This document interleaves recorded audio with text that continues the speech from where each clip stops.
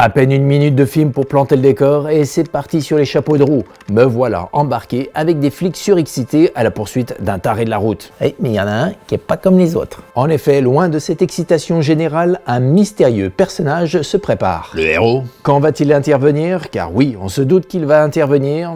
Suspense. Pour l'heure, ça mange le bitume à toute berzingue et du bout de la route dans laquelle s'engouffrent ces bolides, commence à me parvenir l'odeur de la tôle froissée mêlée à de la chair humaine. Quoi, le marmot, il va y passer? Suspense, là également, mais c'est clair, un parfum de cruauté plane sur cette course-poursuite, décidément pas comme les autres. Spécial.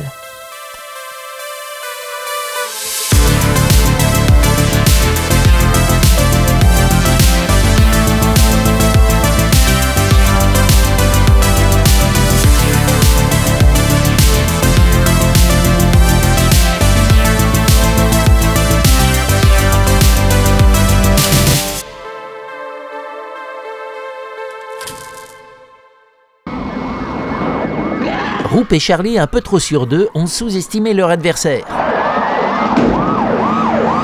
Et le Knight Rider vient de les rappeler à l'ordre. Et ici, on ne règle pas ses comptes avec les armes. C'est avec son bolide qu'on se mesure à l'autre. Alors, dans son sillage, le fugitif, pied sur le plancher... Et pieds nus. Et sur les deux pieds, c'est écrit mort. Bon, oui, on avait parlé de ce petit détail, clin d'œil à la nuit du chasseur, qui vient souligner la fascination du personnage pour la mort. Et le fait qu'il soit pieds nus indique son rapport charnel avec la voiture. Une Ford Monaro. Oui, bah alors tiens, à ce propos, c'est bien sympa de me couper pour apporter des précisions, mais vérifie tes informations quand même. Hein? Bah oui, la Monaro, c'est pas une Ford. Ah bon? C'est une Holden. Hein? Ah bah, je me disais bien que tu connaissais rien en bagnole. Oui, ben, c'est une Monaro quand même. Oui, bon. Le Knight Rider, au volant de la Holden Monaro qu'il a chippé à la police, entraîne dans son sillage un autre personnage, Goose, un motard de la police. Ah, au fait, en parlant de fin, avant que j'oublie, avec les copains là, on s'est aperçu d'un truc et c'est systématique. Bah la fin, c'est pas vraiment la fin. Bah, tu parles de quoi là? Bah de nous. De ce qu'on fait là? Bah oui, et t'as vu, après le générique de fin là, à chaque fois, il y a du rab. Je veux dire, ça coupe pas tout de suite. Je sais pas pourquoi, hein, mais le fait est là. Ouais, bon, d'accord, mais je crois que là, les spectateurs, ils s'en moquent un peu. Hein. Oui, là, ils attendent impatiemment qu'on parle du film. Bah oui, mais c'est pour eux que je dis ça. Faut pas qu'ils loupent des trucs, parce qu'il faut rester vraiment jusqu'à la fin. Après la fin, tu veux dire? Oui, c'est ça, après la fin. Et il y aura quoi? Ah bah ça, je suis pas devin, hein, mais ça sera très instructif. Ah oui? Ah, c'est sûr. Bon, c'est fini? Bah non, on vient de commencer. Allez, Michelangelo, fais claquer la bobine. Michelangelo, bah pour une fois, j'aime bien. On arrive maintenant en zone urbaine. Et là, la course-poursuite grimpe d'une marche en termes de tension dramatique, puisque désormais, il y a le risque de rencontrer des obstacles, travaux et caravanes, et surtout, deuxième point, le danger de faire des victimes, d'innocentes victimes. Et c'est justement par le regard de cet enfant qui s'est soustrait à la vigilance de sa maman qu'on revient à la course des voitures. Et regardez comme c'est bien vu, on bascule sur un cadrage au ras du sol, à hauteur d'enfant. Et c'est logique. Ouais, et avec cette brochette de pare-choc là, ça sent le grabuge. Monaro menaçante avec deux bolides qui lui collent au train, c'est clair, ça va cogner et ça risque de faire mal. La question maintenant est quand? Alors, au détour d'un tournant, la Monaro s'avance sur nous. Et là, attention cut, une camionnette sortie de nulle part vient littéralement nous rouler dessus. Du coup, Charlie baisse la tête pour se protéger car il sent que le choc est inévitable.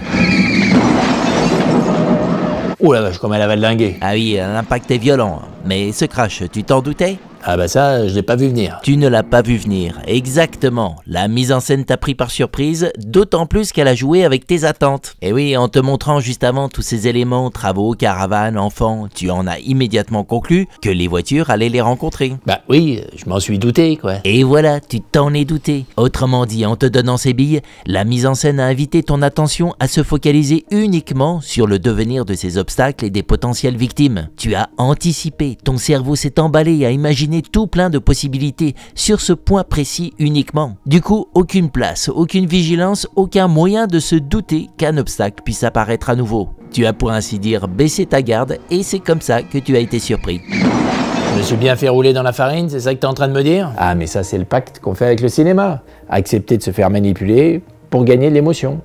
Ouais. Alors, grâce à cet effet de surprise, l'impact est d'autant plus redoutable. Et la Falcon qui passe là, on a l'impression que c'est un missile. Ah, là, il y a un petit secret dans ce montage. Hein? Je vous le remontre. Vous l'avez vu? Bah, qu'est-ce qu'on doit voir? Regardez, image par image. Là, ce plan, pile à l'instant où la Falcon frappe la camionnette. Et regardez ensuite, on cut sur un autre angle de vue. On voit la camionnette se faire pulvériser, mais la Falcon, elle est passée où? Ben, elle est déjà partie. Exactement, elle est déjà hors champ. Elle disparaît donc instantanément d'un plan à l'autre. Et le truc, c'est que ce plan ne dure que 8 images. Un tiers de seconde, quasi subliminal. Et c'est ce raccord qui fait disparaître la Falcon juste après l'avoir à peine vue, qui donne cette illusion qu'elle a transpercé la camionnette comme un missile. Et c'est également le contraste absolu d'un plan extrêmement court suivi d'un plan long au ralenti qui renforce l'impact. Ah mais cette camionnette là, je reviens pas comment elle se fait déchiqueter. Alors ce ralenti souligne à quel point le véhicule est pulvérisé par le passage de la Falcon. Mais ce qui est vraiment très malin, c'est que George Miller l'exploite jusqu'au bout. Parce que regardez qui arrive dans le plan qui suit. Deuxième missile. Et oui, un ralenti c'est aussi parfait pour renforcer la vitesse d'un élément lorsqu'on revient à la vitesse normale. Et c'est ce qu'on a ici avec un cut brutal sur le passage éclair de la Falcon de l'équipe numéro 2. Et d'ailleurs, ça tombe bien parce qu'on bascule dans son intérieur pour avoir la réaction de son équipage. Ah bah dis donc, c'est de l'horlogerie tout ça. Un travail de haute précision en effet, et c'est bien par le montage qu'on ressent la puissance de l'impact de ce crash. Et une cascade bien faite. Ouais, et avec les pots de peinture là, ça fait encore plus explosif. Alors ce crash, on pourrait penser que c'est juste là pour créer un effet de surprise, pour combler la course-poursuite. Mais non, c'est bien plus, car il participe activement à passer un nouveau cap dans l'intensité de l'action. Parce que, vu l'état pitoyable de cette camionnette, je peux vous dire que l'imagination de notre petit cerveau de spectateur s'emballe encore plus sur le devenir des obstacles et de la potentielle victime qu'il n'a pas perdu de vue. Et parce que Là, terminus pour les deux zozos. Ben non, justement, c'est là le truc. Oh putain, mais ils repartent avec ça? Eh oui, et là, changement d'ambiance. Ah non mais purée, c'est une sacrée tête de mule lui hein. Et l'autre là, il est pas rassuré. Ah, ce pauvre Charlie, le voilà aux prises de l'obsession de Roop, devenu aussi inconscient qu'incontrôlable. Et maintenant, on revient à hauteur d'enfant, je veux dire de pare-choc. De 3 pare-chocs plus exactement. Oh la gueule du bolide. Ah oui, là on sent bien que la course-poursuite est passée un cran au-dessus. Voiture défigurée, ça hurle, ça s'engueule, tout commence à devenir vacarme et tôle froissée. Et cerise sur le gâteau, s'ajoute la Kawasaki de Goose. Alors là, avec tous ces pare-chocs dans la figure, je sens qu'on atteint un point décisif. Et arrive ce plan. Oh putain, ils vont tous lui rouler dessus? Ah, encore une fois la puissance évocatrice du montage. Et regardez le plan qui suit. Ah mais c'est horrible, il va vraiment se faire défoncer. Et voilà, avec cette juxtaposition de plans, on commence à découvrir où se loge une partie de la violence du film. Elle ne se situe pas uniquement dans les images, mais dans leur assemblage, dans le point de montage, dans leur interstice, cette petite fenêtre ouverte par laquelle notre imagination s'envole pour créer les images les plus horribles, les plus atroces, les plus cruelles qui soient. Ouais mais d'accord, mais le môme là, il va se faire shooter, je veux savoir moi. Ah oui, terrifiant, insoutenable, et regardez comment le montage va amplifier ce premier climax de la course-poursuite en multipliant les réactions des personnages. On commence par la copine du Knight Rider, elle a complètement changé d'attitude. Son rire hystérique a laissé place à l'effroi, une rupture qui accentue immédiatement l'horreur de la situation. On avance à toute allure sur l'innocente victime et dans un contraste monstrueusement cruel, on bascule sur le sourire démoniaque du Knight Rider qui laisse présager une barbarie sans nom. On revient ensuite sur l'enfant complètement perdu, puis dans son point de vue, les voitures fonçant droit sur nous. Encore une nouvelle réaction qu'un zoom vient amplifier la gravité, celle du conducteur de la caravane. Alors bien sûr, vous l'aurez remarqué, tout se joue dans l'axe de la route, des plans toujours de face qui nous permettent de sentir la frontalité de l'action. On continue sur les regards, et là on quitte cette frontalité puisqu'on embraye sur le père, à l'écart de la route qui détourne la tête. On bascule alors dans son point de vue, et là c'est trop tard pour réagir. Oh putain, il est long. Ah oui, nouvelle réaction qui laisse imaginer que le pire est arrivé. Ouh la chance. Et là, il a eu chaud. Alors certes, nous voilà rassurés, mais ce coup d'œil vers l'arrière, quand on conduit à cette allure, c'est le truc à éviter. Et c'est justement le piège dans lequel le conducteur de la Falcon est tombé. Et regardez le plan qui suit. On fonce direct dans la cabine téléphonique. Alors, coup de volant et cut, on s'éjecte du point de vue pour voir la voiture se cogner à la cabine. Puis cut à nouveau, on recule davantage et c'est la culbute. En 2 plans, le décollage en contre-plongée pour accentuer le fait que la Falcon s'élance dans les airs. Et on revient ensuite au cadrage précédent pour l'atterrissage. Ici, plus de ciel, mais le bitume contre lequel la Falcon s'écrase. Sans transition, on passe à la voiture de Roop et de Charlie. Et là, d'emblée, quelque chose masque leur champ de vision. La maman qui récupère son enfant miraculeusement rescapé et qui vient littéralement boucher l'image, créant un trouble visuel. Et la réaction du conducteur ne se fait pas attendre. Le cri, la panique totale. On est maintenant projeté sur le macadam. Avec le grand angle qui renforce les perspectives, on voit la Falcon foncer droit sur la caravane comme un boulet de canon. Et avec les débris du premier accident au premier plan, c'est clair, ça s'annonce très mal. Et encore une nouvelle réaction, celle de Charlie. Et là, il baisse pas la tête. Non, et avec ce zoom qui se jette sur sa face, on sent que le choc sera très violent. Ensuite, on est dans son point de vue et le zoom prolonge sa course pour nous projeter brutalement contre la caravane. Ouh la vache. Ah oui, la cascade est spectaculaire. Et vous avez senti comment le montage l'a mise en valeur. Alors la Monaro du Knight Rider s'échappe et on retrouve le dernier du convoi, Goose. Ah, je l'avais oublié celui-là. Et bah lui c'est freinage d'urgence et il évite le pire de justesse. Ouf.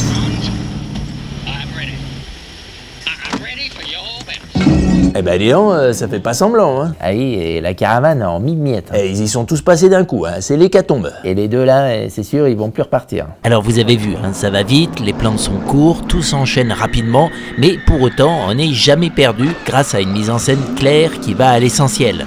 Et vous avez senti comment, grâce à cette camionnette surprise, la tension est montée d'un cran, puis comment le suspense s'est ensuite prolongé sur cette innocente victime. Ah, le pauvre gosse là, traumatisé à vie, hein. Et comment, avec un motif de montage qui consiste à avoir un regard qui vient articuler un point de vue qui fonce sur l'obstacle, suivi d'un plan large extérieur à ce point de vue, de l'autre côté de l'obstacle, et d'un cut pile au moment de l'impact, viennent amplifier la puissance de chaque crash.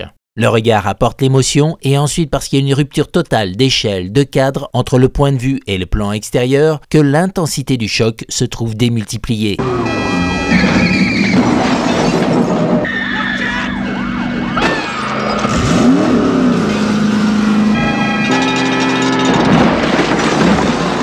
Et pour couronner le tout, comment la démultiplication des regards est venue charger la séquence en émotion. Et notez que la palette d'expression était large et contrastée. L'effroi de Lobotomy Eyes, le sadisme du Knight Rider, la détresse, le désarroi de l'enfant, la stupeur de ce conducteur. Et la nana avec son gamin là qui hurle, vous savez ce que ça me rappelle? Ah, eh ben je me doutais qu'il allait finir par arriver celui-là. Monsieur, je sais tout. Ah, parce que tu savais que je n'ai? Bah il se doute de tout lui. Ah, bon. En tout cas, le film dont je parle, c'est celui avec les deux types qui suivent tout plein d'autres types. Et c'est comme ça pendant tout le film, hein. Et il y a un moment, attention, ça dure une fraction de seconde, il y a une nana avec son bébé qui traverse la route. Bah et alors? Bah alors, c'est pareil, il a juste le temps de l'esquiver. Sauf que lui, c'est pas une caravane qui se mange, c'est un tas de poubelles. Ah bah bravo, fallait le voir celui-là. Et de quoi il parle? Tenez, si je vous montre un petit extrait de ce film réalisé 8 ans plus tôt.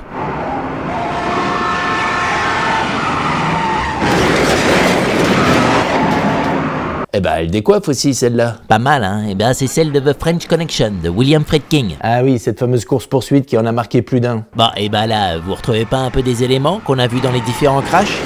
Ah oui, la maman. Alors oui, il y a cette mère qui hurle, le montage est rapide et... Oui, et par contre, on voit pas le gamin. Ah bah oui, c'est vrai ça, il est dans la poussette. Il se promène pas sur la route. Bah oui, c'est ça, il est pas sur la route. Et la mère, elle, qui était pas sur la route, bah là, elle est sur la route. Et en plus, elle a pas son copain. Et donc, c'est pas pareil, qu'est-ce que vous racontez là? Eh non, c'est pas pareil. Non mais arrêtez, c'est pas possible là, vous êtes sur des détails. Ce qu'il faut voir, c'est le principe général. Le motif de montage, vous voyez pas que c'est le même que dans les crashs de Mad Max? On a l'articulateur, son point de vue fonçant sur l'obstacle, alors ici c'est répété 3 fois, et ensuite on s'éjecte du point de vue pile au moment de l'impact. Alors maintenant, vous la voyez la ressemblance? Le fait que c'est le même principe de montage? Ah d'accord, ok. Et en plus, George Miller y a compris l'importance de jouer avec l'expressivité des regards pour apporter de l'émotion. Et c'est ce qu'on retrouve donc dans sa séquence, où il a poussé les curseurs à fond en les démultipliant. Bah vous voyez, c'est tout pareil, je vous l'avais dit. Ouais, bah en tout cas, il y a un truc qui est pas pareil, c'est que lui, on comprend ce qu'il raconte. Et là, c'est plus clair. Allez mon petit Amadeus, à toi la parole. Amadeus, bah ça aussi j'aime bien. Bah dis donc, c'est ma fête aujourd'hui. Alors, si Goose s'en tire plutôt bien, en gardant le sourire, il y en a un dont le sort est beaucoup plus tragique. Et là, ça fait un peu mal au cœur. Allez, franchement, ça aurait été plus juste que ce soit le teigneux là qui soit blessé. Désolé, mais ici, la justice trouve difficilement sa place. En effet, c'est plutôt le cynisme qui règne dans ce film. Et tenez, en parlant de cynisme, ce pauvre Charlie rappelle un certain accidenté. Et oui, cette histoire sordide dans le resto où se retrouvent les charognards de la route. Et dont Goose se délectait d'en raconter les détails les plus morbides. Eh bien, sans nous en rendre compte, notre mémoire de spectateur en fait résonner les mots à la vue de ce pauvre Charlie, incapable de crier, la gorge tranchée. Ah oui, ça fait comme une prémonition. Oui, on peut le voir aussi comme ça, une sorte de récit annonciateur. Dans tous les cas, c'est cet effet qui vient souligner la cruauté de la situation. Alors vous vous rappelez qu'en parallèle, notre mystérieux héros se prépare, la mise en scène découpant chacune de ses actions. La partie étant terminée pour Goose et les deux Falcons, on revient donc sur lui.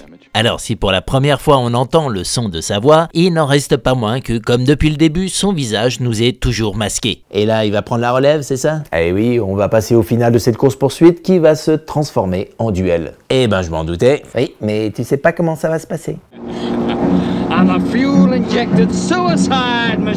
Un bolide suicide à injection. C'est précisément sur ces mots du Knight Rider que Max démarre sa voiture. La mise en scène, toujours fidèle à son principe de découpage des actions de notre héros, procède à une série de gros plans. La musique, quant à elle, fait monter la sauce, mais au moment où on s'attend à un démarrage en trombe avec nuages de poussière, eh bien, tout retombe comme un soufflet. La musique s'éteint et la voiture s'éloigne tranquillement. Et ça, c'est bien vu car avec cette retombée, certes anti-spectaculaire, on sent là tout ce qui différencie Max de ses coéquipiers. Lui n'a pas besoin de faire hurler son moteur. Il ne se laisse pas emporter par l'excitation et encore moins céder aux provocations du Knight Rider. Précédé par la série de gros plans de son démarrage, il nous apparaît toujours aussi froid et méthodique. Alors, on va passer à l'affrontement. D'un côté, la Holden Monaro et le Knight Rider qui vocifèrent encore et toujours. Et de l'autre, boum, entrée de champ de la Falcon de Max. L'Interceptor. Oui, et avec ce plan, elle porte bien son nom. Regardez-moi ça, comment elle est monstrueusement imposante. On sent qu'elle est capable de faire barrage à n'importe qui. Ah oui, là, il l'attend pour lui tirer dessus. Bah non, tu l'as vu où son fusil? En effet, le duel va se jouer sur un autre niveau. Et voilà d'ailleurs une première série d'indices.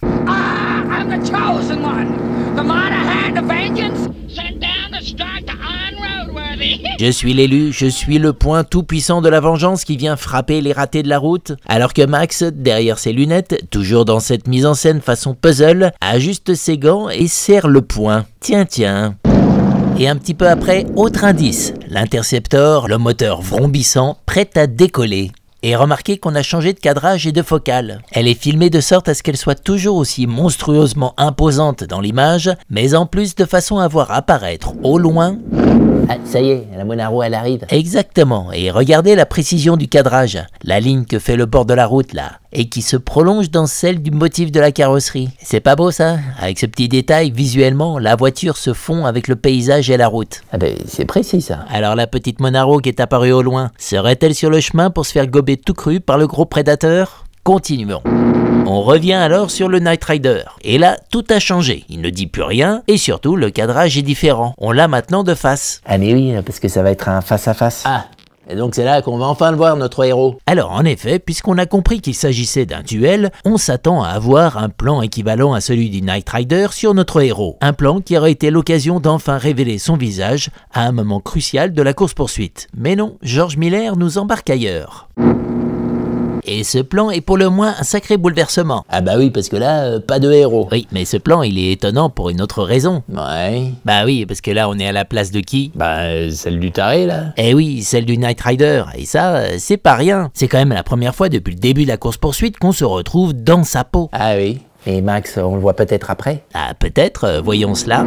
Eh ben non, on reste sur le Knight Rider. C'est curieux, ça. Bon, mais attendons de voir la suite. Alors, il repousse sa copine un peu trop collante, avec une délicatesse qui n'échappera à personne, pour se concentrer sur ce flic qui ose se mettre en travers de son chemin. Et là, il se dit assurément qu'il va lui en faire voir de toutes les couleurs, que personne ne peut stopper la folie du Knight Rider, que c'est lui l'élu, l'aigle de la route. Le cinglé, il va franco là. Oui, gros plan sur les gyrophares, les pneus qui crissent en plein dans la figure, mais vous avez remarqué, le grand absent dans tout ça, c'est toujours notre héros. Et on revient sur un plan de face du Knight Rider suivi de son point de vue. Bah, il va lui foncer dessus là. Ah bah là, c'est bien parti. Hein. Oui, maintenant tout devient limpide. On est en présence ici d'un duel suicidaire dont l'issue est de savoir qui des deux adversaires cédera le premier devant la folie de l'autre. Et autre chose devient très claire. Après son point de vue, regardez, on reste sur le Knight Rider, de surcroît en plan rapproché. C'est donc uniquement à travers ses yeux que nous vivons ce duel. Et lui arrive alors soudainement une vision qui va complètement le déstabiliser. Ouh là là, c'était moins une. Et c'est le Knight Rider qui a craqué. Ouais, et là, c'est plus le même. Le Knight Rider a craqué, c'est plus le même. Ah, maintenant vous comprenez pourquoi on s'est glissé dans sa peau. Pourquoi la mise en scène a exclusivement adopté son point de vue. C'était pour nous amener à ce moment décisif où tout bascule. Et vous avez reconnu le fameux motif de montage. Le regard du conducteur qui réalise le danger en question qui lui fonce dessus, et après avoir répété cet articulateur et son point de vue pour voir le Knight Rider donner un coup de volant, le cut pile au moment de l'impact, ici esquivé à la dernière fraction de seconde. Et ainsi sentir pleinement le basculement psychologique du Knight Rider. Sentir à quel point la peur l'a soudainement envahi. Et remarquez ce gros plan, l'intercepteur qui occupe soudainement tout le cadre, comme s'il nous sautait à la figure. Et comme un monstre. Un monstre mécanique, tout à fait. Parce qu'au fond, le Knight Rider, qu'a-t-il vu de si déstabilisant dans le plan qui a soudainement déclenché sa panique? C'est le fait que le bolide semble être conduit par un fantôme. Bah oui, regardez ça, derrière le pare-brise, derrière ses lunettes se confondant avec l'intérieur de l'habitacle, Max est quasiment invisible. Ah oui, là, faut le trouver. C'est donc l'absence d'humanité qui l'a frappé dans cette vision. Absence qui a été largement renforcée par quoi? Eh bien, par l'absence de plan sur notre héros. L'absence de face à face. L'absence d'échange de regards si important dans un duel, tant il permet à chacun de jauger l'autre. Ah, et c'est pour ça qu'on voyait pas Max. Eh oui, et c'est parce que le Knight Rider n'a eu droit qu'à la brutalité froide et mécanique de l'Interceptor, sans la moindre trace d'humanité, qu'il a pris peur. Et là, vous sentez comment fonctionne à plein régime tout le parti pris de la mise en scène depuis la première image où la silhouette du héros nous est apparue? Ah oui, le puzzle. Eh oui, le puzzle. Vous sentez vers quoi il nous a amené? Quelle image il a cherché à construire dans notre imaginaire? Ce n'était pas qu'un artifice pour nous faire patienter, créer du mystère ou du suspense. Non, cette façon de morceler le personnage et de l'intégrer dans son véhicule dans un découpage d'action méthodique et mécanique a progressivement permis à notre imaginaire de spectateur de les assimiler, de les fusionner au point qu'ils ne semblent faire une seule machine insensible et implacable. Alors la Monaro prend la fuite, l'Interceptor qui a fait une redoutable manœuvre se met à sa poursuite, et cut, on retrouve notre héros, mais toujours pas de visage, toujours pas de regard. Seulement ce gros plan en contre-plongée sur ses lunettes qui renforce supériorité, inexpressivité et froideur. Et on retourne sur le Knight Rider en panique totale. Son regard nous amène à découvrir l'Interceptor qui gagne du terrain. Une fois de plus, c'est à travers ses yeux qu'on perçoit la scène. Et en adoptant la vision terrifiée de la proie, le prédateur n'en est que plus menaçant. Plan large, du lointain, la Monaro met les bouchées doubles pour distancer l'Interceptor qui la talonne désormais de très près. Sortie de champ et boum, on la retrouve en gros plan. Le cut est violent tant la Monaro saute dans l'image. Et oui, elle disparaît et réapparaît instantanément d'un plan à l'autre. Elle est violemment ramenée dans le cadre. Cinématographiquement, on l'a donc empêchée de fuir, comme si elle avait été retenue à l'arrière par un câble invisible. Et justement, allons-y à l'arrière. Là, il le tient par les joyeuses. Exactement, le cut ayant donné cette impression que la Monaro était violemment retenue dans sa lancée, on a la sensation que l'Interceptor s'est agrippé à elle. Mais le prédateur tient sa proie dans ses griffes et ne va pas la lâcher. Alors, à bord de cette Monaro littéralement coincée, tout s'écroule comme un château de cartes pour celui qui clamait être un bolide capable d'affronter la mort. Après l'électrochoc qu'il vient d'encaisser, il réalise qu'il n'est qu'un imposteur, une farce ridicule. Derrière lui, Max, toujours aussi implacable. Oh, mauvais signe, le Knight Rider détourne son regard de la route. Et ce geste, on a déjà vu que ça peut coûter très cher au conducteur. On enchaîne alors logiquement sur ce qui préoccupe le Knight Rider. Le prédateur qui resserre ses griffes derrière lui. Puis on bascule sur ce dont il s'est détourné, la route. Et si elle semble au prime abord dégagée, un petit drapeau rouge va vite s'agiter. Et là, ça s'enchaîne très rapidement. Lobotomy Eyes détourne la tête, Max pile, mais trop tard pour le Knight Rider. S'il réussit à éviter le premier obstacle, il va perdre le contrôle de son bolide. Et à ce moment-là, franchement, j'avais jamais vu un truc pareil.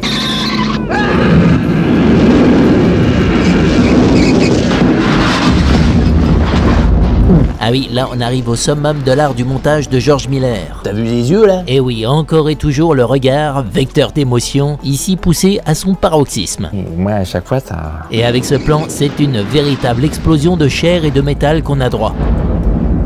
Alors, vous avez remarqué, si jusque maintenant les accidents consistaient à systématiquement voir un bolide traverser un obstacle comme un missile ou un boulet de canon, là, la Monaro ne traverse rien du tout. C'est comme si elle s'écrasait contre un mur. Tiens, ça vous rappelle pas quelque chose? Eh oui, ces premières images qui nous avertissaient que bien loin d'être un chemin vers la liberté, foncer sur cette ligne de bitume qui s'étend vers l'horizon, c'est courir le risque de se fracasser contre un mur mortel.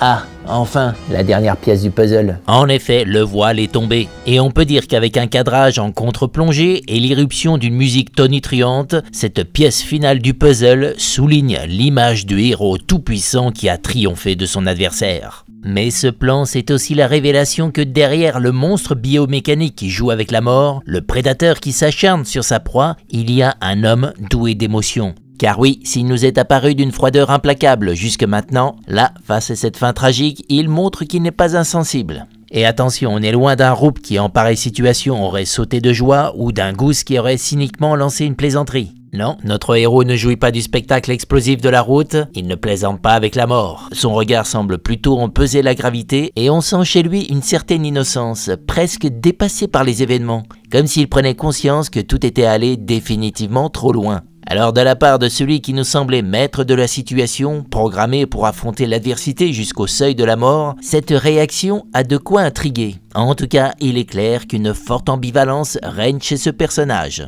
Et ainsi, après tous ces regards, excité, amusé, dégoûté, curieux, apeuré, sadique, horrifié, c'est précisément celui-ci, celui du héros sorti de l'action, qui vient ponctuer cette course-poursuite effrénée qui s'est soldée par ce brasier de chair et de métal. Un regard entre stupeur et fascination qui souligne la folie d'un monde sans pitié dans lequel on vient de plonger. Alors, en ce vendredi soir du mois de février 1986, dans cette modeste IMJC, il n'aura pas fallu plus de 12 minutes à cette projection pour me clouer, me visser à mon siège. De l'adrénaline, du suspense et des sensations fortes. Oui, ces bolides qui mangent la route, emportés par une excitation démentielle sans limite, a de quoi impressionner. Mais surtout, quelle entrée en matière! Quelle ouverture de film! À mon sens, une des plus mémorables du cinéma d'action. Appréciée avec quelle maestria, en seulement 12 minutes, elle réussit à présenter et à synthétiser dans une imbrication parfaite les éléments fondateurs du film. Éléments qui, on le verra, n'auront de cesse de résonner avec la suite du récit. Cette civilisation au bord du gouffre et ses flics au comportement puéril, voyeuriste, macabre, pulsionnel et épris de vengeance. Et la route, avec ses dépassements de limites et de vitesse, mais aussi et surtout son ambiguïté dérangeante, puisqu'elle est aussi bien un terrain de jeu, un spectacle fascinant qui excite nos sens, qu'un espace d'une absolue violence et de cruauté, où l'odeur de la mort rôde sous toutes ses formes. Et ce héros, quelle magnifique présentation! Ce puzzle qui construit l'image d'un être méthodique, froid, qui ne cède pas à ses pulsions, et une mise en scène qui le fusionne avec son bolide au point qu'à nos yeux, il ne forme avec l'Interceptor qu'une seule et même entité, un seul monstre mécanique. Et quelle ingénieuse idée scénaristique d'avoir ce Knight Rider déclamer haut et fort qui il est pour nous dire tout bas qui est le héros. Car cela ne vous aurait pas échappé, un jeu sur leurs identités jalonne toute la course, la mise en scène s'amusant constamment à brouiller les pistes. Ces paroles du Knight Rider, qui viennent systématiquement superposer des plans sur notre mystérieux héros, donnent l'impression fugitive que c'est de Max dont il est à chaque fois question. Un jeu de miroir très troublant entre ces deux identités qui se cristallise évidemment lors de ce face-à-face pour atteindre son apogée. Notre plaisir de spectateur étant alors de découvrir par les yeux du psychopathe, du méchant, qui est le véritable bolide suicide à injection, le bras vengeur prêt à frapper. Depuis cette toute première question de Roop au début de la course-poursuite jusqu'à cette révélation, c'est donc en quelque sorte le portrait de notre héros que le Knight Rider n'a fait que dresser. Et lorsqu'en dernière instance nous est enfin révélée l'humanité et l'apparente innocence de cette machine impitoyable, on touche du doigt toute l'ambivalence du personnage. Une dualité profonde qui va le tourmenter alors que ses actes l'entraînent déjà sur la route d'un cauchemar sans issue.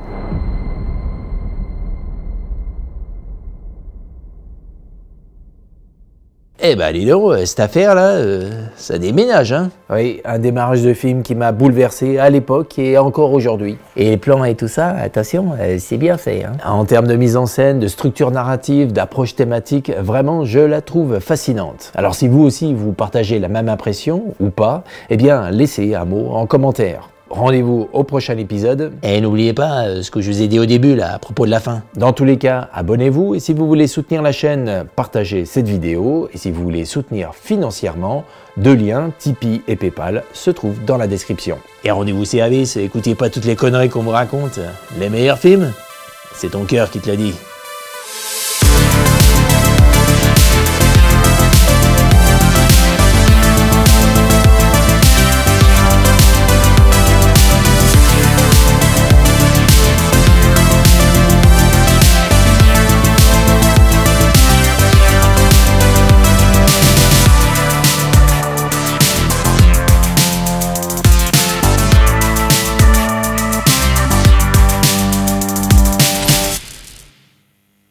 Et ben voilà, qu'est-ce que je vous avais dit? Ici, la fin, c'est pas la fin. Et alors, on parle de quoi maintenant? Ah bah ça, j'en sais rien. Le seul truc que je sais, c'est que le rat, il part vite. Bah, je vais vous dire.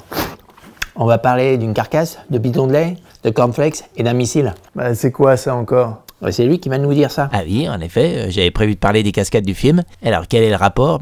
Vous allez vite comprendre. On commence par le van, qui se fait percuter là. Ah oui, c'est là. Eh bien en fait, ce qu'on voit là, c'est que la carcasse de la camionnette. Ils l'ont vidée de son moteur, de la boîte de vitesse et de tout plein de trucs, de façon à ce qu'elle soit la plus légère possible. Et donc c'est ça qui fait que lorsqu'elle est percutée, elle est projetée à 10 mètres et que les pots de peinture, qui eux pèsent tout leur poids, elles restent sur place. Ah d'accord. Et d'ailleurs, c'est pas de la peinture, c'est du lait. Du lait? Eh oui, c'est quand même beaucoup plus facile à nettoyer après. Ah, c'est des malins. et les cornflakes alors? Cette caravane là qui part en miettes, c'est pareil, ils l'ont vidée de son équipement à l'intérieur. Pourtant, on dirait qu'il y avait plein de trucs dedans. Alors, pour donner cet effet explosif, ils avaient accroché contre la paroi à l'intérieur plein de petits accessoires, des rideaux, et puis surtout plein de petits sachets de vous savez quoi? Des cornflakes? Eh oui, des cornflakes. Les petits débris qu'on voit là, c'est des cornflakes. Ah, ça fait du lait et des cornflakes. Et le missile alors? Ah, il fallait quand même que je vous parle du crash du Knight Rider, parce que celui-ci, ils se sont payés un gros délire qui a failli leur coûter cher. Regardez sur ce plan là, le dérapage improbable, la flamme qui sort à l'arrière, et c'est quoi à votre avis? Un missile? Eh, un missile.